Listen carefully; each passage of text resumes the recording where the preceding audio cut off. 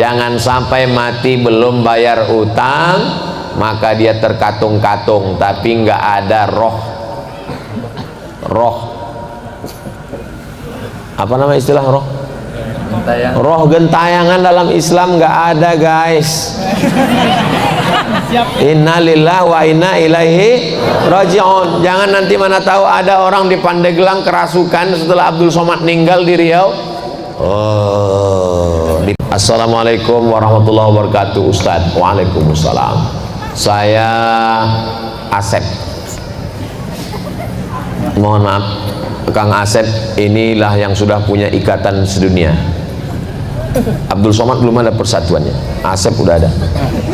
Dari Pondok Sabilul Muhtadin mengenai perbedaan al-ghais dengan al-matar. Apa beda ghais dengan matar? Ketika Nabi sedang khutbah, tiba-tiba datang seorang laki-laki Arab Badui, halakatil amwal. Ya Rasulullah, ternak-ternak saya di kampung sudah mati, kering kerontang, kebun saya juga mati, tolong doa supaya turun hujan. Nabi tidak mengatakan amtir, tidak digunakan kata matar, tapi digunakan kata ghais. Aghisna, aghisna, aghisna, turunkan hujan, turunkan hujan, turunkan hujan. Kapan penggunaan matar? Fasa'a matarul munzarin, seburuk-buruk air yang turun sebagai azab. Amtir alaina hijaratan, turunkanlah hujan kepada kami batu. Jadi dari dua penggunaan tadi, kalau ghais itu untuk hujan sebagai rahmat, kalau matar itu biasanya digunakan untuk sebagai laknat. Mudah-mudahan yang turun kepada kita hujan rahmat, bukan hujan laknat. Pertanyaan anak pesantren tuh ya begini, berkualitas, bergizi dia.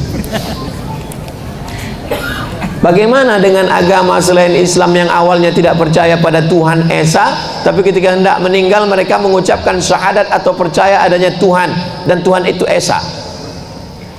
Kata Imam Fakhruddin Ar-Razi, malaikat maut di keningnya tertulis la ilaha illallah. Supaya apa? Supaya semua orang yang tidak bertauhid pada saat dia mati, pas ngelihat kening malaikat maut, dia baca la, dan tidak perlu menggerakkan mulut. Kalau nyebut Bang Haji tetap menggerakkan mulut, bolot. Tapi kalau menyebut la ilaha illallah nggak perlu menggerakkan mulut, la ilaha. Kenapa? Karena saat sakratul maut itu berat, maka ditulis saking inginnya Allah, wala tamutunna illa wa antum, jangan mati melainkan dalam keadaan muslim. Makanya ketika sholat kita katakan inna sholati wa nusuki wa mahyaya wa mamati lillahi rabbil alamin la syarika lahu wa bidzalika umirtu wa ana minal, saya ingin mati muslim. Tapi kenapa kalau mati muslim, kenapa orang muslim itu mesti bersyahadat disaksikan orang ramai di masjid? Supaya jenazahnya bisa diurus fardu kifayah, dimandikan, dikapankan, disolatkan, dikuburkan. Kenapa karena nggak bisa mandi sendiri, maka dikapankan, dimandikan, disolatkan. Bapak Ibu semuanya, selesai sholat Jumat ini jangan pulang, kita tunggu ada yang mau syahadat masuk Islam.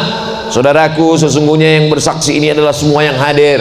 Gunanya untuk apa? Kalau tiba-tiba dia mati, jenazahnya jangan diurus keluarganya, tapi diurus umat Islam. Kalau sudah masuk Islam, jangan cuma dikasih kain sarung, tapi dimasukkan dalam mu'alaf center supaya dikontrol ibadahnya. Saya kalau mensyahadatkan orang, saya nanya, ini yang bertanggung jawab nemanin dia ngaji siapa? Jangan sampai dia rusak akidah. Kita bertanggung jawab di hadapan Allah Subhanahu wa taala. Tapi seandainya dia bersyahadat menjelang matinya itu, maka insya Allah dia husnul khatimah. Allah mahtim lana bi husnul khatimah. Ustaz, gimana supaya kita husnul khatimah? Istiqomah. Gimana supaya kita istiqomah? Berjamaah. Apa nama jamaahnya? MPP. Setelah berjamaah, insya Allah istiqomah. Kalau sudah istiqomah, pasti husnul khatimah. Apa nama jamaahnya? Sabilul Muhtadin. Apa nama jamaahnya? Bikers subuhan. Zuhur nggak sholat, salah. Assalamualaikum WRWB. warahmatullahi wabarakatuh. Ustaz. Semoga Allah SWT subhanahu wa ta'ala selalu memberikan kesehatan dan dilancarkan segala rezekinya hingga akhir hayat, amin. Saya ingin tanya, sekarang zamannya sosial media, saya sering kali melihat video ceramah, tausiah, kajian berbagai ustadz, termasuk video ustadz. Alhamdulillah banyak sekali ilmu yang saya dapat. Ini mau nanya apa curhat? Tapi ayah saya pernah berkata kalau belajar itu ada gurunya. Loh, kalau nonton ceramah Ustaz Abdul Somad itu ada apa nggak ada? Ada kan? Saya yakin yang hadir malam ini ingin memastikan bahwa Abdul Somad itu ada di alam nyata. Jangan ngaji orangnya nggak ada. Ustaz Adi Hidayat itu ada? Ada. Gus Baha itu ada? Ada. Buya Yahya itu ada? Ada. Ngajilah yang orangnya ada. Upin Ipin ada? Saya belum ketemu. Tapi ayah saya bilang katanya belajar agama itu harus ada gurunya, harus bersanad untuk dipertanggungjawabkan kelak. Kalau kata gurunya, saya ijazahkan kitab yang saya kaji ini kepada kamu semua, maka walaupun melalui YouTube ijazahnya diterima. Maka kita bilang qabiltu ajaztukum jami'a marwiyati wa muallafati wa muhadarati. Aku ijazahkan semua ilmu-ilmu yang selama ini ku ajarkan, semua kitab-kitab yang kutulis, semua ceramah-ceramah, tausiah-tausiah, zikir-zikir, hadis-hadis, ijazah ammah. Jawabannya qabiltu, aku terima. Bagaimana hukumnya atau pendapat Ustadz tentang hal tersebut? Iya, mesti berguru, gurunya mesti ada, dan gurunya mesti ahlus sunnah wal jamaah. Jangan berguru kepada Syiah, jangan berguru kepada Khawarij, jangan berguru kepada Murji'ah, jangan berguru kepada sekuler, jangan berguru kepada liberal, jangan berguru kepada agnostik, jangan berguru kepada ateis. 3, akidahnya ahlus sunnah wal jamaah, fikihnya bermazhab. Kita di Indonesia mazhab Syafi'i dengan tetap menghormati mazhab Hanafi, Maliki dan Hambali. Bertasawuf, berakhlak sunni, bukan falsafi, seperti Imam Junaid Al-Baghdadi dan Imam Al-Ghazali, Ihya Ulumuddin. Para habaib kita, dari Habib Umar bin Hafiz yang ada sekarang sampailah kepada para habaib kita yang ada di Indonesia ini. 3, akidahnya Asy'ari sunni, fikihnya Syafi'i, tasawufnya Imam Abu Hamid Al-Ghazali. Satu lagi Pak Ustaz, ya, saya ada orang yang memiliki hobi olahraga pencak silat. Doakan saya semoga hobi saya bisa bermanfaat bagi agama. Bagus. Coba kalau Ustaz Abdul Somad pencak silat, mana berani bazar-bazar ngejek, patah-patah ginjalnya. Bernilai ibadah di mata Allah. Doakan saya juga semoga saya bisa tembus pelatnas dan juara nasional serta internasional. Di akhir majelis kita doakan semuanya, mudah-mudahan semuanya yang kesulitan-kesulitan dimudahkan Allah, yang belum ketemu jodoh ditemukan dengan jodoh yang soleh solihah. Yang bilang amin yang belum nikah aja, anak-anaknya anak-anak yang soleh dan solihah mati dalam keadaan husnul khatimah. Nanti di akhir majelis kita berdoa semua. Ini kertasnya lebar, pertanyaannya dikit. Bagaimana caranya kita membayar hutang? Ya bayar aja. Kalau orangnya sudah tidak tahu kemana, tanya Google. Dengan siapa membayarnya Pak Ustadz? Atau dilupakan aja? Pertama cari ahli warisnya. Ahli warisnya sudah tidak ada satupun ditemui. Pertama hitung berapa hutangnya. Hutangnya 100.000, tahun berapa? Tahun 80. 100.000 tahun 80-an itu emasnya berapa gram? 1 gram. Berarti bayarnya tahun 2022 bukan 100.000, tapi pakai 1 gram emas. Karena yang stabil itu adalah emas. Makanya nikah maharnya pakai emas. Kalau pakai mukena nggak stabil, lapuk. Bagi yang belum nikah, yang udah apa boleh buat, terima aja lah mukena itu. Kalau tahun 80 1 gram emas, bayarnya di tahun 2022 juga 1 gram.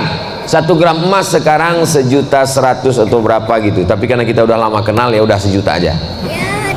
Bayar 1 juta, serahkan ke lembaga yang dinikmati umat, bukan dinikmati personal. Serahkan ke lembaga yang dinikmati umat.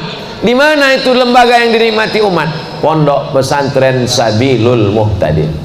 Nah, ini yang ragu mau bayar kemana, Nah, selesai ini sebelum setan datang, alladzi waswisu fi sudurin nas minal jinnati wan nas, segera temui Habib Jamal Al-Amudi, serahkan. Inilah dia beberapa keping uang emas. Berapa semuanya? Ya sekitar 3 ton lah.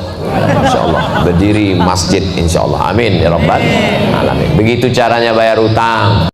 Jangan sampai mati belum bayar utang, maka dia terkatung-katung tapi nggak ada roh apa nama istilah roh?